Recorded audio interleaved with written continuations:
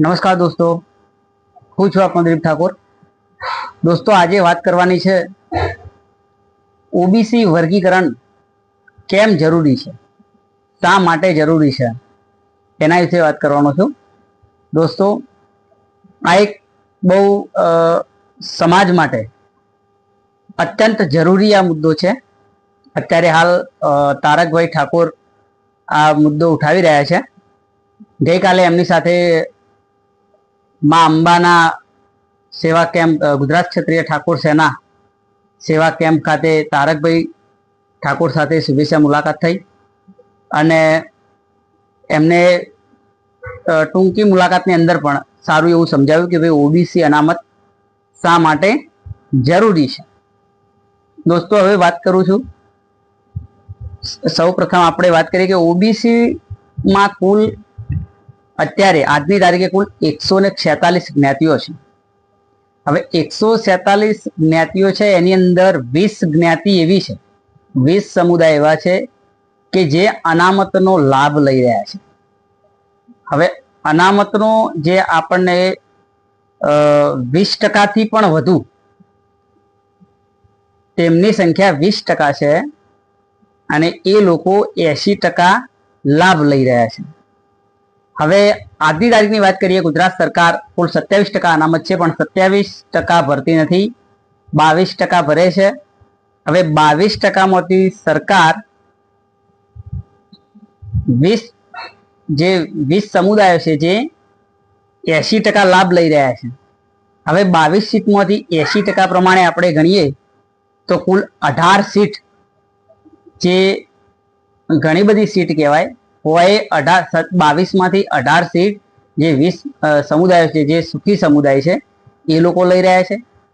હવે 147માંથી આપણે 20 સમુદાયો બાદ કરીએ તો બાકી જે 126 સમુદાય વધે છે એ પાસે કેટલી સીટો આવે છે? તો માત્ર 4 સીટો આવે છે. દોસ્તો, આ એક અત્યંત સમજ્યા જેવી વાત છે. સમજી વિચારી અને પછી જ સપોર્ટ કરજો. આપણે આજે અત્યારે આવેદન પત્રો આપી રહ્યા છીએ, આપણે એવું વિચારતા હોઈએ કે ભાઈ આ કશું થવાનું નથી અને ખોટા પબ્લિકને ગેરમાર્ગે દોરે છે, પરંતુ આ તમારા દિમાગમાંથી દોસ્તો કાઢી નાખજો. સમાજ માટે જો અત્યારે તમે ના જાગ્યા તો ભવિષ્યની અંદર, ભવિષ્ય એટલે લાંબી વાત નથી કરતો, 5 વર્ષ પછી પણ આપણા સમાજની હાલત બહુ ખરાબ હશે. અત્યારે કોઈ સમાજ એવો, અત્યારે આપણા સમાજની અંદર કોઈ પરિવાર એવો નહીં હોય કે જે લોન વગર ચાલતું હોય, ફાઇનાન્સ વગર. દરેક પરિવાર અત્યારે હપ્તા ભરતા થઈ ગયા છે. એવું નથી કે જેઓ લોન લઈને કઈ વસાવ્યું છે, ઘર ચલાવવા માટે પણ લોન લઈ રહ્યા છે, એવા પણ ઘણા કિસ્સા છે. દોસ્તો, એટલે આ બધી વાત આની અંદર કેમ કરું છું કે આપણો સમાજ અત્યારે જે બીજી જે જ્ઞાતિઓ છે એના કરતી પણ બહુ આર્થિક રીતે બહુ નીચો આવી ગયો છે. આની અંદર જે 4 સીટોની જે વાત કરી એની અંદર ઠાકોર સમાજ છે, કોળી સમાજ છે, ધોબી સમાજ છે, મોચી સમાજ છે, એવા મેં કુલ 147 જ્ઞાતિ બતાવી. એ આ 147માંથી 126 જ્ઞાતિ એક માત્ર 4 સીટનો ઉપયોગ કરી રહી છે. હવે તમે વિચાર કરો, 4 સીટ મૂકી હોય ને 147 જણા સંગીત ખુરશી રમતા હોય તો 4 ને સીટ મળે ને બીજા 122 જણાને તો બહાર બેસી જવું પડે. તમે વિચાર કરો. એટલે આમ 147 પ્રમાણે 27% આપણી અનામત ઓછી જ છે, પરંતુ એ મુદ્દો દૂરની વાત છે. પણ 27માંથી આપણને કેટલી મળે છે એની વાત કરીએ. દોસ્તો,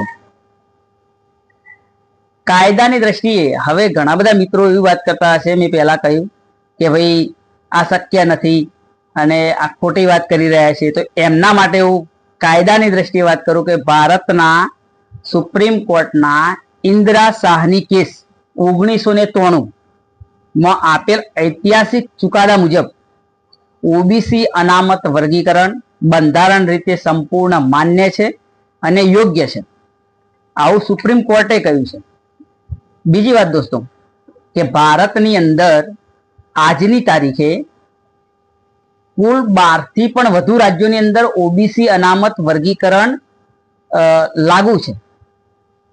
એની અંદર આપણે વાત કરીએ કે ભાઈ મહારાષ્ટ્ર છે, હરિયાણા છે, બિહાર, આંધ્રપ્રદેશ, કર્ણાટક, તેલંગાણા, તમિલનાડુ, કેરળ જેવા 12 થી વધુ રાજ્ય છે ત્યાં આગળ ભાજપ અને કોંગ્રેસ બંનેની મતલબ સરકાર, આ જે 12 થી વધુ રાજ્યો કીધા એની અંદર ભાજપની સરકાર પણ છે અને કોંગ્રેસની સરકાર પણ છે.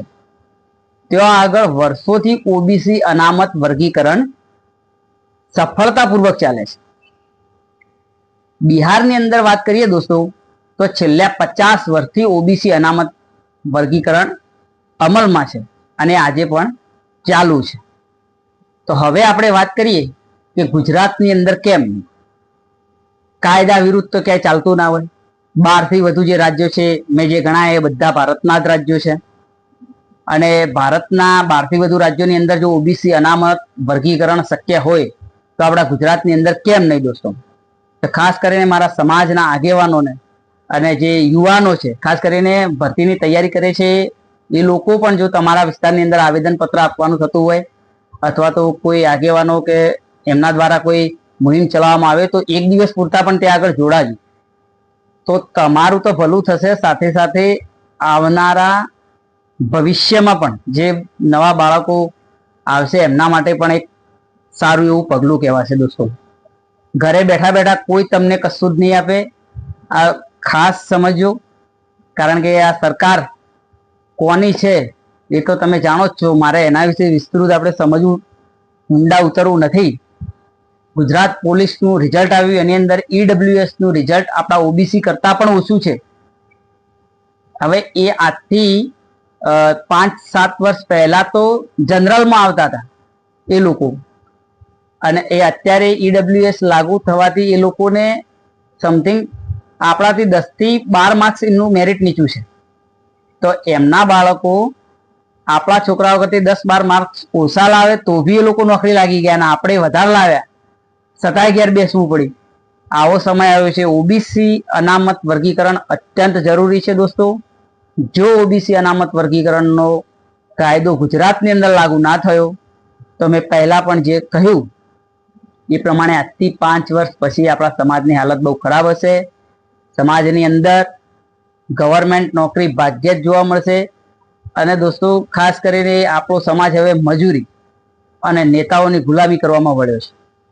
જ્યાં જોઈએ ત્યાં બધું એ જ ચાલી રહ્યું છે દોસ્તો. ખાસ કરીને તમામ સમાજના આગેવાનોને મારે નમ્ર વિનંતી છે કે ભાઈ આ બાબતે તમે આગળ આવો. જો સરકાર તમારું ના સાંભળતી હોય તો બિના સંકોચ તમે રાજીનામું મૂકી શકો છો. આ જ સમાજ તમને અપક્ષની અંદર પણ જીતાડીને વિધાનસભાની અંદર મોકલશે, ચિંતા ના કરો, પણ સમાજનો અવાજ ઉઠાવો. તમારી પોતાની ખુરશીની જો ચિંતા હોય તો એની ચિંતા સમાજ ઉપર છોડો. સમાજનું તમે જે જરૂર છે એ મુદ્દો તમે ઉઠાવો. 100% સમાજ તમને સપોર્ટ કરશે અને સમાજ તમે જે ધાર્યું છે એનાથી ઊંચા પદ પર તમને પહોંચાડવાની તાકાત સમાજ ધરાવે છે. એટલે દોસ્તો મારે જે કહેવું છે, અત્યારે તારકભાઈ ઠાકોર આ જે મુદ્દો ચલાવી રહ્યા છે એની અંદર તમામ સમાજના આગેવાનો ભેગા થાવ, એકજૂટ થઈ, ભાજપ હોય કે કોંગ્રેસ હોય બધા ભેગા થઈને જે સમાજની હિતની વાત છે અને અત્યંત જરૂરી છે મુદ્દો, તો આની અંદર દોસ્તો બધા ભેગા થઈ અને સરકાર સામે આપણે રજૂઆત કરીએ. જો બધા એક થઈને જો તમે, ઘણા બધા નેતાઓ સ્ટેજ ઉપરથી એવા ભાષણો આપતા હોય છે કે ભાઈ એકજૂટમાં રહેશું તો ફાયદામાં રહેશું, આવી બધી વાતો કરતા હોય છે, તો લોકો આ જે સમાજનો પોઈન્ટ આવ્યો છે તો એની અંદર તમે બધા એક થાવ.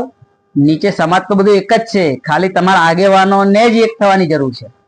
જો આગેવાનો એક થયા તો સમાજ તો કાલ હવારે કહેશો ને, હવારે તમે કહેશો ને તો બપોરે ખેતરનું કામ પડી મૂકીને સીધો ત્યાં તમે જ્યાં બોલાવશો ત્યાં આવી જશે. એટલે ખાસ કરીને તારકભાઈ ઠાકોરને હું ખૂબ ખૂબ આભાર માનું છું કે ભાઈ એમને આ મુદ્દો ચલાવ્યો છે અને હું સંપૂર્ણ સમર્થન એમને આપું છું. અને આ વિડીયોના માધ્યમથી દરેક આગેવાનો, સમાજના યુવાનો, વડીલોને કહેવા માંગુ છું કે દોસ્તો આ વિડીયો બને એટલો શેર કરો. આની અંદર સંપૂર્ણ બાબત સમજાવી છે કે ભાઈ ઓબીસી વર્ગીકરણ અલગ અલગ રાજ્યોની અંદર છે તો આપણે ગુજરાતમાં કેમ નહીં? આપણને કેમ આર્થિક રીતે દબાયેલા રાખવા છે? શા માટે આ લોકો આપણને અન્યાય કરી રહ્યા છે? અને અન્યાય કરી રહ્યા છે આપણને દેખાય છે, છતાંય આપણે એમને કેમ સમર્થન કરી રહ્યા છે? આપણે ખુદ આપણા મનને, પોતાનું હૃદયને આપણે પૂછીએ. કે શું આ વ્યાજબી છે? દોસ્તો, જો તમે સાચા મુદ્દાની અંદર જો સાથ ના આપ્યો ને, તો ભવિષ્યની અંદર તમારા ખુદના બાળકો બી તમને